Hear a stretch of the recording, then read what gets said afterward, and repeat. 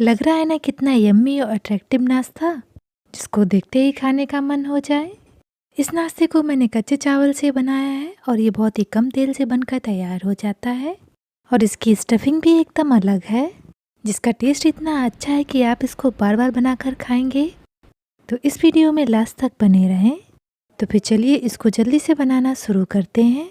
इसके लिए हम पहले इसकी स्टफिंग बनाकर तैयार करेंगे। इसके लिए मैंने आधा कटोरी छोले लिए हैं, जिनको मैंने 4 से 5 घंटे के लिए पानी में भिगो दिया था। अब हम इनका पानी निकाल देंगे और इनको एक मिक्सी जार में शिफ्ट कर लेंगे। अब हम इसमें ऐड करेंगे 2 हरी मिर्च, आधा इंच अदरक का टुकड़ा, 5 से 6 लहसुन की कलियाँ, एक छोटा सा प्याज जिसको मैंने रफली चॉप कर लिया है। अब हम इन सभी चीज़ों को थोड़ा सा दरदरा पीस लेंगे। आप इसमें ज़रूरत अनुसार थोड़ा सा पानी ऐड कर सकते हैं। तो ये देखिए मैंने इसको दरदरा पीस लिया है। हमें इसको बहुत ज़्यादा ना महीन और ना बहुत ज़्यादा दरदरा पीसना है। अब हम इसको एक मिक्सिंग बाउल में शिफ्ट कर लेंगे। अब हम इसमें ऐड करेंगे आधा छोटी चम्मच लाल मिर्च पाउडर, आधा छोटी चम्मच गरम मसाला, आधा छोटी चम्मच आमचूर पाउडर। आप आमचूर पाउडर की जगह आधा नींबू का रस भी डाल सकते हैं और नमक डालेंगे स्वाद अनुसार। अब हम सभी चीज़ों को अच्छे से मिक्स कर लेंगे। हमें सभी चीज़ों को अच्छे से मिक्स करना है। तो ये लीजिए स्टफिंग हमारी तैयार है। तो अब हमने यहाँ पर लिया है 1 कटोरी चावल, जिसको मैंने 4 से 5 घंटे के लिए पानी में भिगो दिया था। तो ध्यान रखिएगा, अगर आप इनको सुबह बनाना चाहते हैं तो छोले और चावल को रात में ही भिगो दें।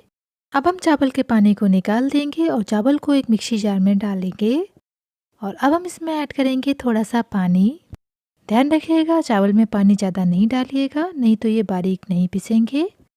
अब हम इनको बिल्कुल बारीक पीस लेंगे। आप इसमें आवश्यकता अनुसार पानी ऐड कर सकते हैं। बस चावल को हमें एकदम बारीक पीसना है। तो ये देखिए चावल को मैंने बिल्कुल बारीक पीस लिया है। अब हम इन पिसे चावलों को बाउल में शिफ्ट कर लेंगे। अब हम मिक्सी जार में 5 से 6 लहसुन की कलियां लेंगे, 2 हरी मिर्च, आधा इंच अदरक का टुकड़ा, एक छोटा सा प्याज जिसको मैंने रफली चॉप कर लिया है और सभी चीज़ों को हम पीस लेंगे। तो आप देख सकते हैं मैंने सभी चीज़ों को पीस कर तैयार कर लिया है। अब हम एक पैन में 1 बड़ी चम्मच शुद्ध देसी घी लेंगे और इसको गर्म कर लेंगे। तो घी हमारा गर्म हो गया है। अब हमने प्याज, लहसुन, अदरक और हरी मिर्च का जो पेस्ट बनाया है इसमें डालेंगे और मीडियम फ्लेम पर हम इसको आधा मिनट तक भूनेंगे। आधा मिनट के बाद हम इसमें ऐड करेंगे 1.5 कटोरी पानी। जिस कटोरी से हमने चावल का मेजरमेंट किया है उसी कटोरी से हम पानी भी ऐड करेंगे और इसको चला लेंगे। और साथ ही हम इसमें ऐड करेंगे स्वाद अनुसार नमक और नमक को भी इसमें मिक्स कर लेंगे। अब हम इसमें एक उबाल आने देंगे। तो पानी में एक अच्छा सा उबाल आ गया है। अब हम गैस की फ्लेम को लो मीडियम कर लेंगे और जो हमने चावल पीस कर तैयार किए हैं उसको इसमें डालेंगे। साथ ही हम इसको लगातार चलाते जाएंगे। अगर आप इनको लगातार चलाएंगे नहीं तो चावल आपके तली में चिपक जाएंगे। तो इनको डालते हुए लगातार चलाते रहना है। तो कुछ ही मिनटों में आप देख सकते हैं कि चावल हमारे बनने लगे हैं और ये पैन की तली में चिपक भी नहीं रहे हैं। धीमी आंच पर इनको लगातार चलाते हुए 7 से 8 मिनट तक पकाएंगे।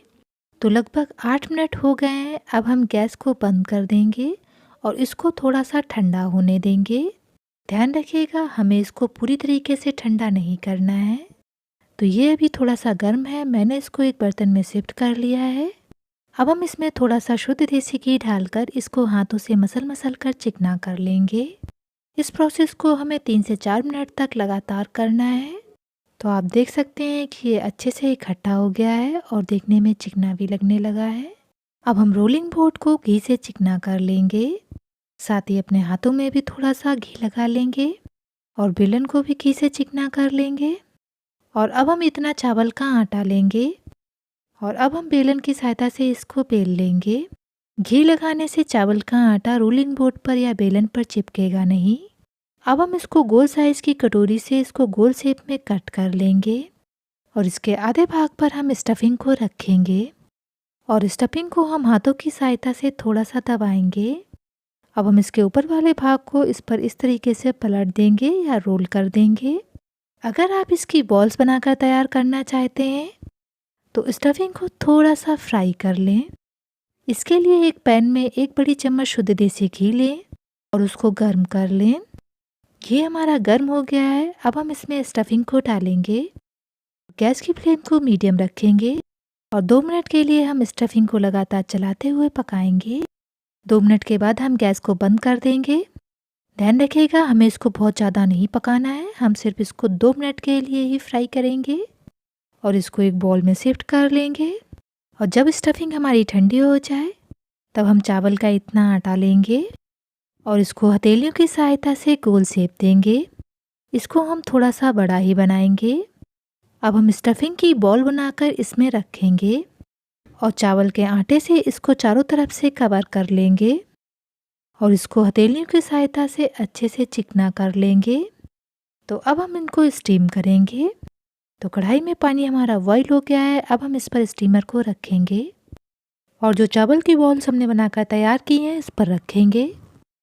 अब हम इसको ढक्कन से कवर कर देंगे और मीडियम फ्लेम पर हम इनको 10 मिनट तक पकाएंगे।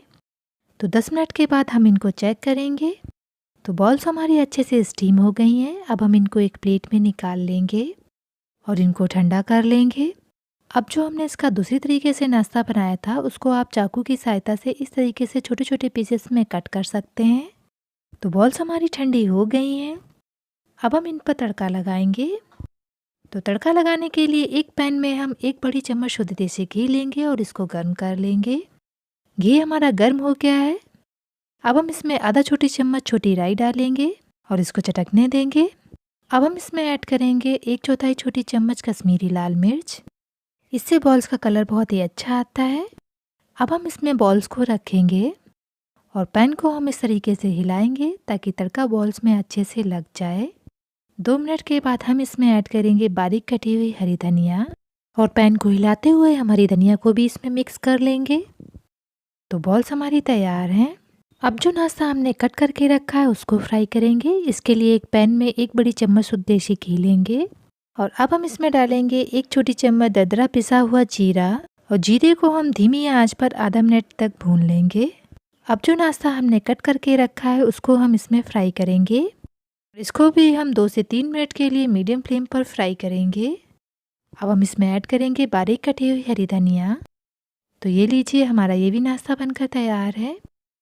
तो आपको जो भी तड़का अच्छा लगे आप इसमें लगा सकते हैं। दोनों का टेस्ट बहुत ही अच्छा आता है। ये रेसिपी आपको कैसी लगी नीचे कमेंट बॉक्स में लिखकर मुझे ज़रूर बताएं।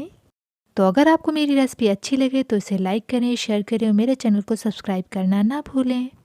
तो फिर मिलते हैं एक नई रेसिपी के साथ। बाय।